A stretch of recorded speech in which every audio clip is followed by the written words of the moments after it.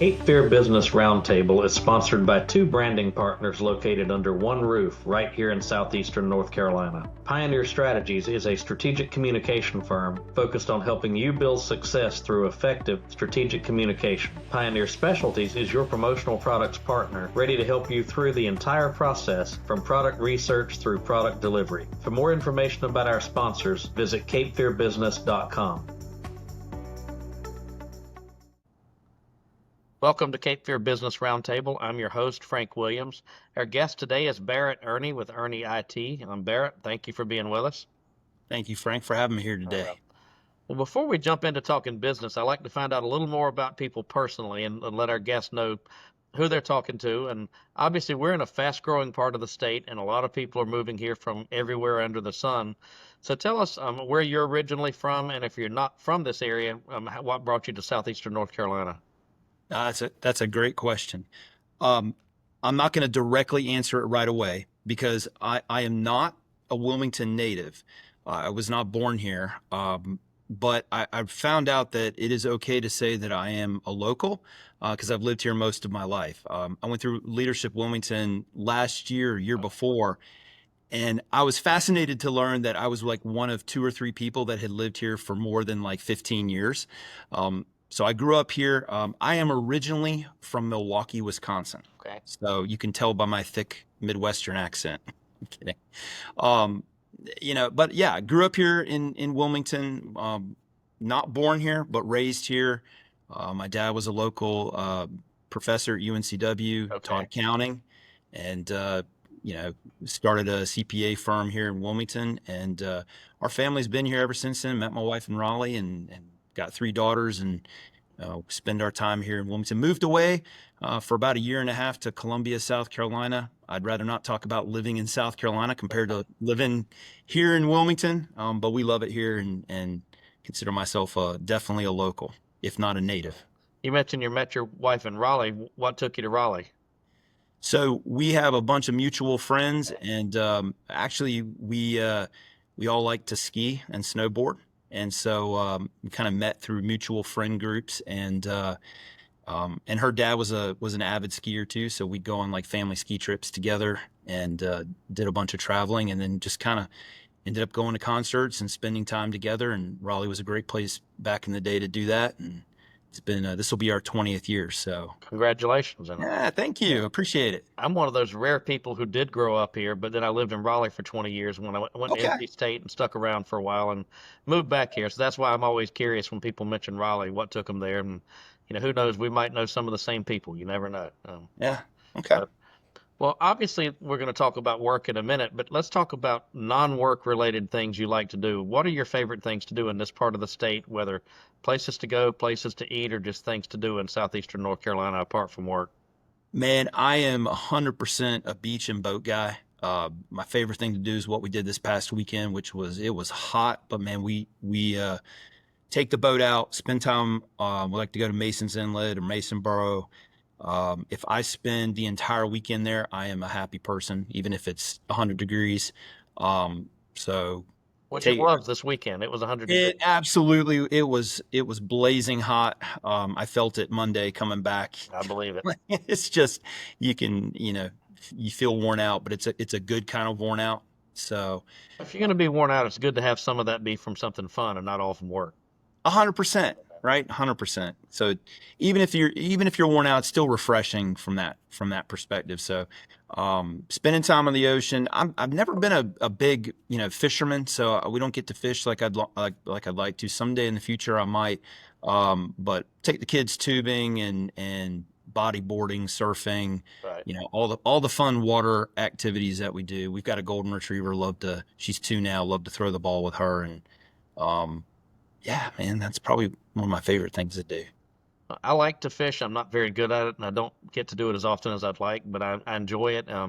Even if I'm not catching anything, there's just something about being on or near the ocean that's relaxing. 100%. We And live in I a great. like to surf fish because if you're standing Yeah, in the surf, you're really not thinking about anything else. that's true. That's what your mind is on. And I Yeah, had somebody that I was talking to recently who likes to fly fish, and I think fly fishing is the same way except freshwater. But if you're doing that, yeah, you're not thinking about anything but fly fishing.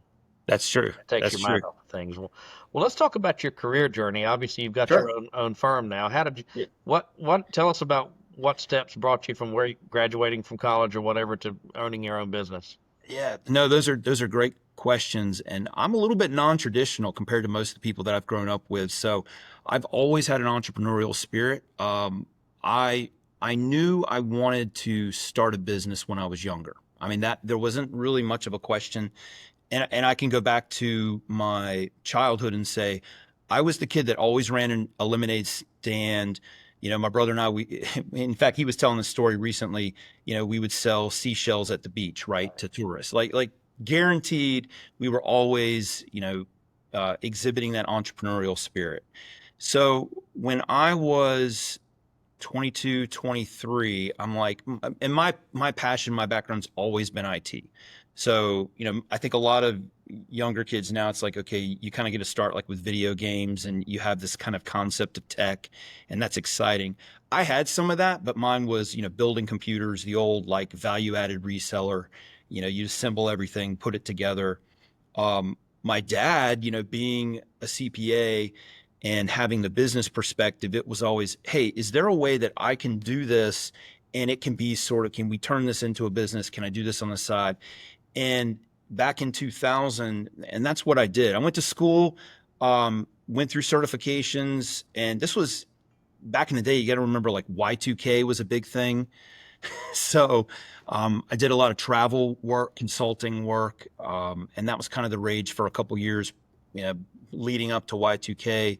That kind of led me away from Wilmington, brought me back to Wilmington. Was just I got homesick, missed the water, and ultimately I was like, can I provide value to clients, in our area? And I just started picking up clients, like servicing, like now we would call it, like I became a managed service provider, but really at the time it was just kind of an IT consultant. I mean, that's all we did, right? Like it was, if you were, say, a dentist or a medical practitioner, you needed help with your computer. So if there's a problem, we fixed it. And in the early days, that's kind of how, Earney Consulting or Earney IT started out. It was, had a problem. Okay, I got you. Call me on my cell. I'll walk you through it. And over time, that evolved into a far more complex and robust, company and organization that you see today, where we're able to do so much more. And it's been really exciting. Like, Well, that's a great segue into moving from talking about you to talking about your business. So tell us how what it's evolved into, what you focus on now, what kind of clients you work with, and what kind of yeah, things you prefer to do for them. yeah. So, and it has been really exciting. And I would say the last 5 years have probably been the most uh, profound from a growth standpoint. I mean, we've been growing year over year over year. Uh, we focus on cybersecurity solutions for our clients. I mean, that's sort of like, is that our primary focus? No, because we started out in medical. So at one point in time, I would say 80% of our clients were in the medical field. My background and my sole initial experience in the IT field was accounting. And then if you were in the dental space, so dental, oral surgical was sort of my expertise. And we expanded on that. We had a lot of clients. And now really we service a lot of other small business areas, including manufacturing. And so we've diversified our sort of clientele. Like our verticals are much, they're not quite as narrow as they used to be. And that's because now we have a cybersecurity platform. We have a security team that can help monitor. So like, even if you're a really small business, you still need the same protections to kind of help out. Or you're a really large organization, say you have 100 users. Now we have a solution and a platform in place that can manage it. We're not huge. We're not this giant, mega company. So in Wilmington, we're about third or fourth in size. We're 9 people, I think, total. I got to look at our total roster now. And we also have the accounting firm, which I'm also CEO of. So I have dual purpose between the two organizations, and I kind of have like I wear two hats, and I jump back and forth. But if you hear me talking, like I get really excited when I get to talk IT with people because it's just sort of like it's what excites me. It's what's fun. The firm does other IT related projects and solutions for a number of our complex clients. But really, Earney IT, like we have our bread and butter medical clients and our mom and pop small businesses that just helping them, fixing their problems. Like it brings me so much joy. Like just whatever we can do to make their lives easier, you know? You mentioned cybersecurity, and that is such an Yes. increasingly important and complex thing. I mean, it's amazing Yes. how sophisticated and smart the scammers are that are trying to break through. I mean, I've gotten emails pretending to be my employees saying I need to update my payroll information, and I'm, Yeah, no, you know, man. first of all, they would walk down the hall and tell me because we're a Right. small business, but and then Right. it comes from a Gmail account I've never seen. No, I'm not going to click on that, but it's sad and unfortunate how many people do fall victim to those kind of things. What Yeah. kind of things do you, I mean, drilling down a little bit, what do you do that Yeah. will help people in that arena? No, I think that's a really great question. So first of all, just educating your team, your staff, training them. We do that, through automated email trainings, and then in-person training can be a big part of this as well too. Also developing a culture where it's okay to communicate concerns over issues. I think sometimes like if you're that person that maybe has a tendency to click on something they shouldn't, and then maybe hold that within, like you're not going to say, oh, I clicked on this. Well, we try to culture an environment where people feel comfortable, one, reporting things and communicating things. So developing a culture of training and transparency and communication can help overcome a lot of these problems. And that's really, really important. So education's a huge part of this. And then of course there's all the tech, like, we're IT people, so we love the technology that helps prevent a lot of these problems. And there's a whole stack that we've built out that helps protect our clients. And we would say like there's a baseline of, you need to have antivirus. Most of our clients now, like they have 24/7 monitoring. So if something happened, say you left your system on and there was something malicious that maybe you clicked on or did something, and then the system's left on and it happened overnight, or something was trying to intrude onto your system, then we have a team that would actually alert overnight and stop that system from doing what it's doing or protect it. So like a security team that is available 24/7, that's a huge change. Like, and to be able to provide that to our clients at scale, um, a few years ago, that would have been so incredibly expensive, that solution. And now if you're a small business, it's really something that, that we can include in our normal offering. So that's a couple examples in your traditional AV. I'm sure your spam filtering, and of course on the protective side, making sure that you have your data and the things that are important to you backed up and protected, even your cloud environment, making sure that those things are backed up. So really I'm important. I'm on the board of another organization, and we actually have they work with someone who does a lot similar things to what you do on a very large scale, and we will get emails that are actually designed to be look like phishing emails to see who falls for it. And if you fall for it, then Yeah. you have to go through another training. And I don't know if that's Yes, something you guys do, but absolutely. I think I've gotten to the point that I've actually reported things that were legitimate emails and reported them as phishing because I'm a little maybe too cautious, but I'd rather be too cautious than not cautious enough. And Um, I think that's kind of the point, is like it's better to be alert. And most of these emails and the bad actors, like they're always looking for that opportunity. And it always comes at the time where, like if you're a tax professional, it's going to come like it's like April 14th, right? Like right. you're super busy, And your you, you guard's know, down and you're distracted. exactly, right? Or there's some other issue. And I hate how they always, they tend to prey on the vulnerable from that perspective too. So it's the training and education to make sure that our guard is sort of always a little bit elevated, I think is really, really important. And that's a great component of it. The phishing training is really, really good. And so, and what I'm getting ready to mention is probably way outside of your purview, but individuals are subject to being to cybersecurity issues as well, and especially seniors. And if there are any Yeah. people watching this who maybe aren't in a business, go talk to Brunswick County. It's Brunswick Senior Resources. It's the area agency on aging. They've got classes to help you avoid getting falling victim to some of this because they will try to scam you out of your life savings. And one of Yeah. the funniest examples I heard of, my wife's late mother got a call from someone saying that your computer's infected and you have to pay us to get back into it. She Yeah. did not own a computer and there was no internet in her house. Yeah. They were just cherry picking anybody they could who was over a certain age. And in Yeah. that her case, she happened to literally not own a computer and there was no internet present in her house, so there was no issue. And I don't think it was a pleasant conversation from them, but too many people do fall victim to things like that. So Yeah. It hurts my heart to see, particularly the elderly that are susceptible to these scams that, they prey on emotions.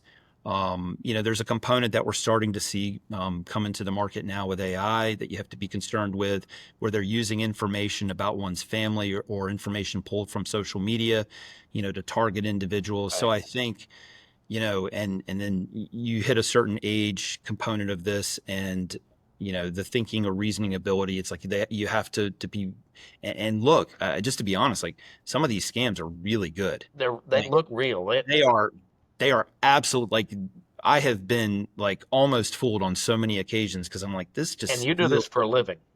100%. And I'm always on guard. And this is what our team and myself, like what we're looking for. So I don't think anybody should be, one, they should report it. Two, the shame that kind of comes along with this, like they need to be quick to say, hey, like stop, something's not right. And I think that's what a lot of these bad actors, they kind of prey on that. And it's really disconcerting. Like it is It's upsetting to hear that. I have a lot of things I'm not going to say on a public forum about what I think about the people who do that, because then we Agreed. have a lot of bleeps coming up, so we don't want to do that on your podcast. Fair enough. Obviously there are a number of IT companies in this area. What sets Yep. Earney IT apart? What is you guys' calling card that you think sets you apart from the crowd?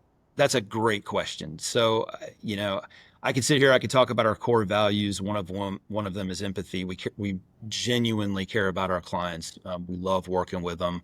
We want to do right by them, and we care immensely about our community, and just I can speak to that and just say, like, we're actively engaged, with the community, and so just even discussions like this. I mean, it's the people that we employ, from myself to our technicians, um, deeply care about the work that they do, and you can see that in just talking to them.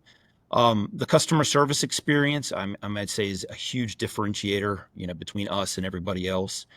We answer the phones, man. You call our help desk, you're going to get a real human. It's not an AI bot. It's not hey, going to take a message. We'll call you back an hour later. They want to answer the phone, solve your problems, and do their best to help you, which is something that's lacking. That customer service component. Of course, we do high quality work, that is second to none. Like we really care about what we're doing. Um, so, those three things together, I think, are a huge differentiator, in our market. And, we've grown enough now to where I say that we're still small enough to where we're not some huge mega conglomerate, right? Like we can give the personalized care and attention that's needed. But we're big enough to be able to still provide all these complex solutions and train our people and pair our people well and give them an opportunity and provide a career and engage it in the community. That, when you're a one or two person shop, that you just can't do that. You just don't have the time. So. You mentioned engaging with the community. I know you've got a webinar coming up. Tell us about that webinar and what it's going to be about and how people can Yeah, learn more about it. yeah, absolutely. So myself and then my service manager and partner in the company, Alec Langvin, we're going to be, I think it's August 21st, doing a webinar, and our sole focus is really to help CEOs and other business owners make good use of AI. And I think, if you've been watching the news, there's just, it's almost like a buzzword, like it's like AI this, AI that, right? But I think most organizational leaders now are, if they're not using AI, they should be. And then what tips, what tricks, what opportunities do they have to really, within their organization, have a huge impact, even for themselves? Like, we only have so much time in the day. So how can I use AI to help me make myself or my team or my organization better and become more efficient and do more with, diminished resources or less time? And we're going to talk about that and look for some really great tips and opportunities. We're going to try not to keep it super, super technical, even though we're both IT. It's really for the business owner and to give them some kind of tips and tricks to kind of help them out. And the takeaway is we hope that they get, some really good ideas or concepts that they might not otherwise have and walk away with some really good tools that they can use.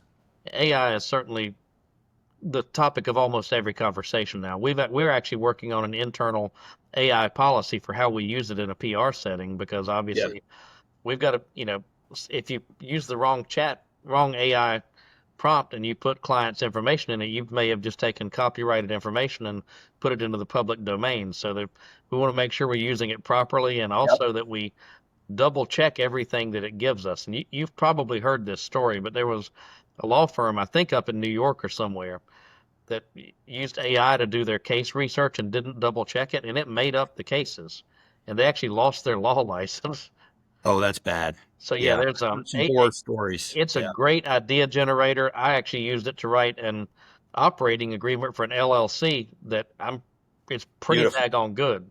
Yeah. And I was very shocked at the quality of what it put out. But, it also, one thing I hope the CEOs will take is there's got to be some human intuition mixed into it to make sure it's used Yes. properly as well. Right. And you kind of have to go. I think one of the biggest takeaways for me is you already sort of have, as an owner, as an operator, CEO, whatever your position is, you may already have a framework in your mind.